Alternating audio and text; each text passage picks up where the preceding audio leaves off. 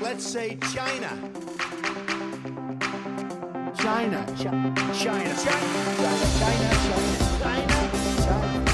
There are next door neighbors, and you can actually see Russia from land here in Alaska. You go over to China.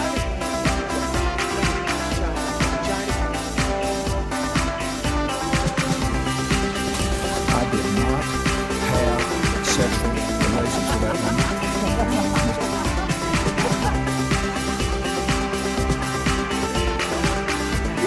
Trump statement, tweeting out insults to Angela Merkel.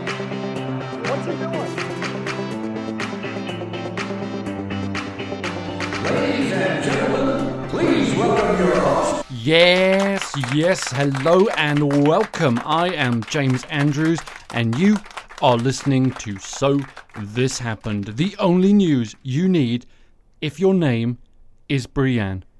It's Monday, the 26th of June 2017, and today Donald Trump got his travel ban. At least he got most of his travel ban. The Supreme Court left some parts of the lower court ordered suspension of his travel bill intact, but they said they will review the case in October, and a considerable portion of it can now go into effect. And Donald Trump was quick to celebrate with a victory lap on Twitter and an official statement, which he touted the unanimous nature of the court's unsigned opinion and called it a clear victory for our national security.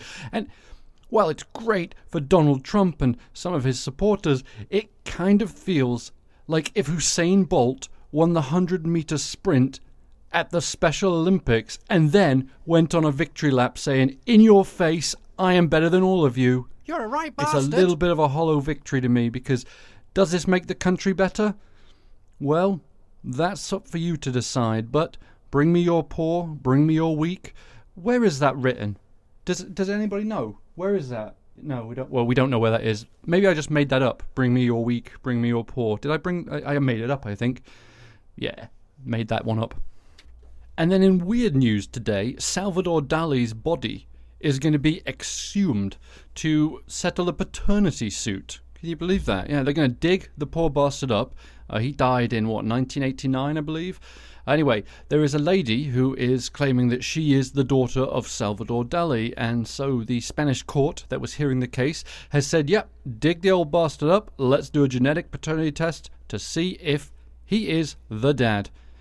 I hope they're going to announce it on Jerry Springer or Jeremy Kyle. He won't be there, obviously, but they'll say, Salvador Dali, you are the father, or you are not the father. So we wait with bated breath to see the outcome of that one. They actually do look quite alike at the photo. I'm looking at them side by side, and well, except for the mustache, she doesn't have a mustache, but apart from that, they do look rather similar. And then in weird shit you really don't want to happen when you're flying, a passenger on a Southwest Airlines flight from LA to Houston tried to open the emergency exit mid-flight. She didn't do it, luckily, and she was subdued by a passenger who was also a police officer. But yeah, she tried to open the door mid-flight. It takes all sorts, doesn't it? There was also a big weekend for Kellyanne Conway, who, if I'm being honest with you, is starting to look more and more like a skeleton with a blonde wig on every time we see her. Anyway, she was at it again this weekend with her alternative facts, starting out when she was asked on CNN, why did Donald Trump promise not to cut Medicaid in the run-up to the election, but now the healthcare plan is cutting Medicaid? What about the president's promise? What about that campaign promise about no cuts to Medicaid and Medicare? Now that's changed. But only in Washington would something like this be called a cut, where over time there are protections in place for the disabled, for the elderly, for the poor, for the non-working poor, for children, money. for pregnant women. And it's going to allow states to decide what they need to help those in need with less in money. their states. States will get less money. No, not necessarily. It depends. It really depends on the state. It depends on the situation. Out of it. You keep on giving that one statistic without reading the entire bill. I've read the bill. I'm not Nancy Pelosi. I decided to read it ahead of time. And so before, and I'm sure the senators $800 billion are before is being they vote put on in it. somewhere else? No, Allison, what's going to happen is there are many different funding mechanisms at play here. What governors will do is they will have an opportunity to either get block grants or stick with the current situation. And as you remember in the House bill, late in the game, there was an additional many billions of dollars infusion of cash to guarantee that very narrow slice of the population who went with 63 days of non-continuous coverage and also happened to reside in a state where that state will opt out of that type of Medicaid funding. So there are many different protections in there. I just don't want everybody scaring people to think that they're going to lose their benefits and their coverage without giving a full accounting of everything that this includes.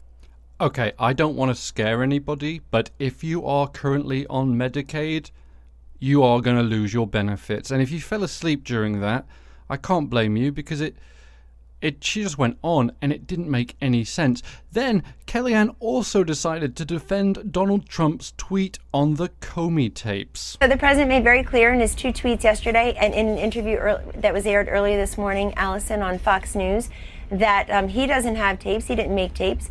But, right, but why with all did the he talk suggest about, but he 42 left days open ago the that he possibility. did?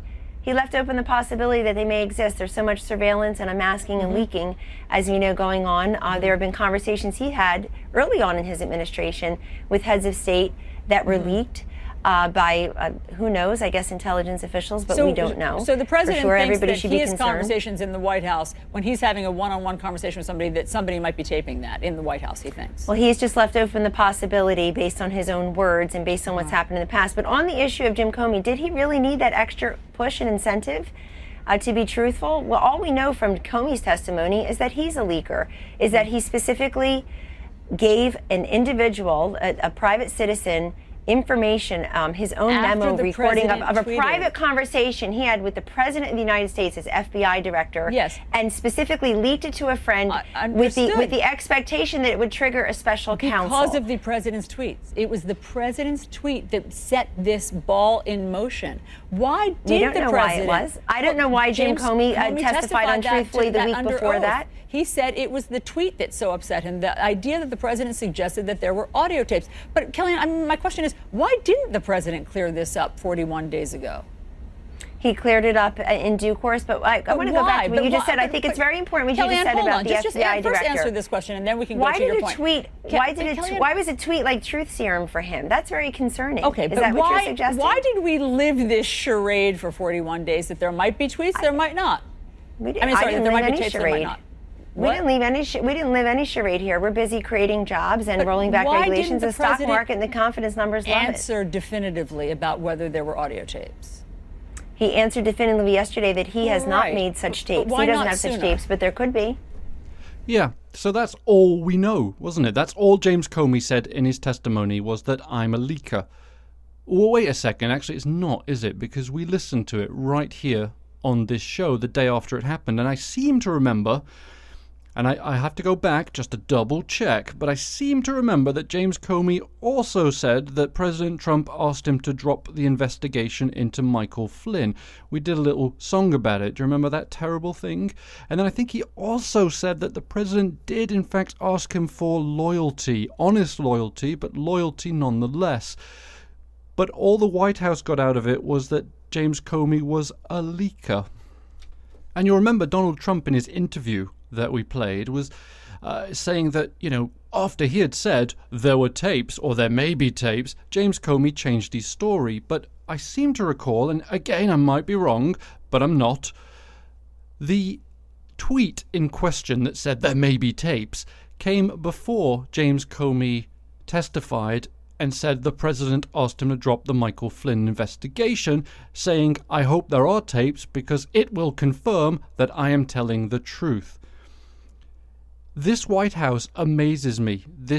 It's this enigma of lies and double talk and just nonsense. And I think what's happening is people are just so sick and tired of listening to just this absolute nonsense. It literally just tapes, Russia leaks, collusion leaks. That's all people hear, because it's very hard to follow what these people are saying. And then we're just going to play one last clip of Kellyanne here, when she was asked why the press briefings all of a sudden are not being filmed.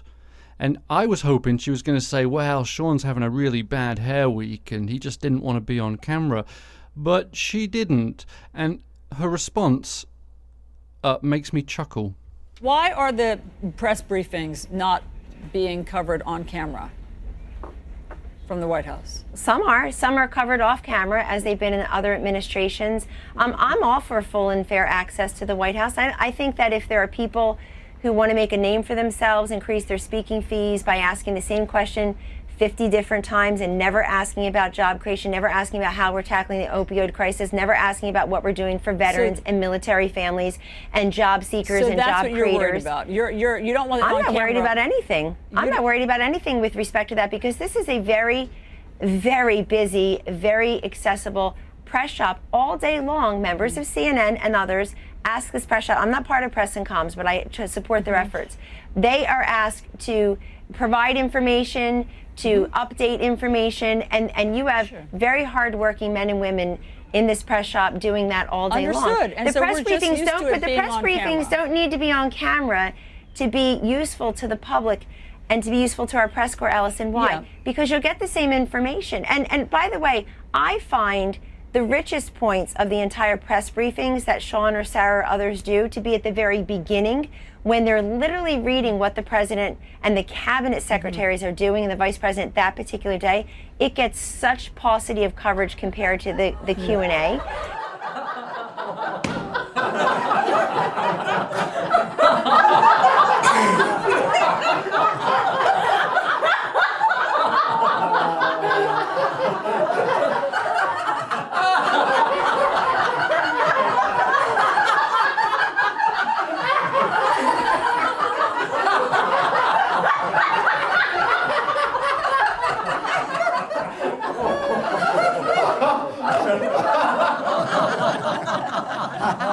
So I think that one of the things is that when the press secretaries can't answer the questions about what the president's thinking, or if he believes that Russia interfered, or what he's thinking about the tweets, when they say, I haven't talked to the president about this, that is what is confusing. And frankly, there is accountability that then shows up to the American people on camera, and it's helpful to hear what the press secretaries can and can't answer. Well, they're being truthful when they say that. Perhaps they haven't had a specific conversation with the president that day on that issue.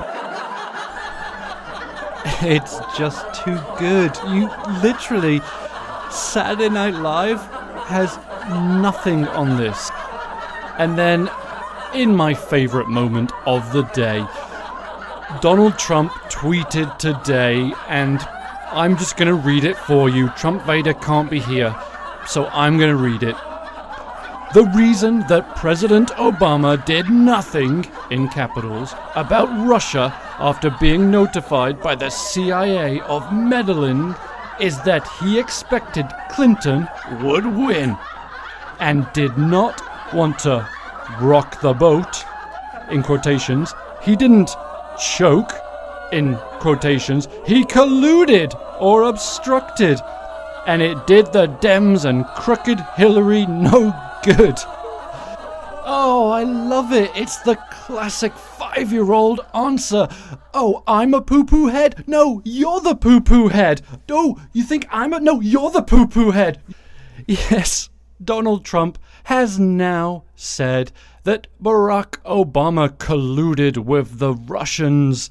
But wait, it went on. The real story is that President Obama did nothing, in capitals again, after being informed in August about Russian meddling, with 4 months looking at Russia under a magnifying glass. They have 0 tapes of T people. I assume he's meaning Trump people. They have 0 tapes of T people colluding. There is no collusion and no obstruction. I should be given an apology, you poo-poo head. and I cannot handle it anymore. So it is the end of the show. Thank you so much for listening, and hope you had an awesome weekend, because I didn't wish you that earlier. So I hope you had a great weekend, and I look forward to talking to you tomorrow. Follow me on Twitter at SoThisHappened, and if you like the podcast, please like and subscribe on whatever vehicle you are listening to it on. Thank you very much. Good night.